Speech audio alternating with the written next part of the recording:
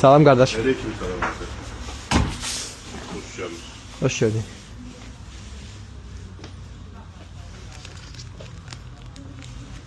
Qardaşım bunun seriozmusu yoxdur. Kardeşim seriyorsun var. Ne mal dedi? A0. iPhone 13. iPhone 13 800 bize dəqiqə. Bu şeyləri. 17, 15, 13 bu üzərə. Qardaşım mən toxuluğa baxmağa gəlmişəm. Yaxşı. Açıq. Ay bir yoxdur, ona sonra baxarıq. Hə, burada Evet, seriyoz. toxular. 2 dərsin taxdım. Seriozmu? Hı. Yaxşıdır. Bir də buna baxın. Bunlar bu nə deməkdir? Narciso for hair. Nə deməkdir bura? Narcis ətretdə. Ətiri ağıl deyirsən. Bu iPhone 13-dədir bunlar. Bəli. Roz vurən yoxdur bunun. Seriyoz rəng istəyirsən. Seriyoz nə qardaş? Zəhmət olmasın.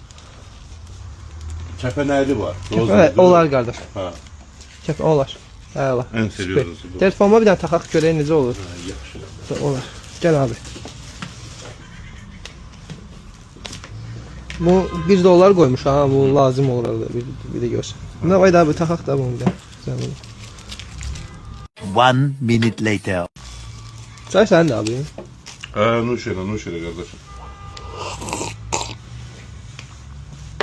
Onsuz bir yerden 5-6 nəfər gəlib içsə belə, mən demişəm mən. Bu çayda ha. Nuş. Zavı deyirsən. Zavı deyirsən qardaş, mən içdim ondan. Yaxşı elədi. Spirit bırak da heç olmasa ondan. Bu Spirit var orada. Ağzımıza vurum, spiriti ne eləyim mən? Qardaşım yaxşı oldu məncə. bomba kimi, xoşuma yaraşır gəldi. ha. Neçədir bu? Bu çox seriozlu kabradı qardaşım.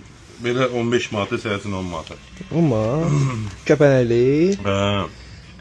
Yaxşı qardaş. Davay da qardaşım, çıx buradan.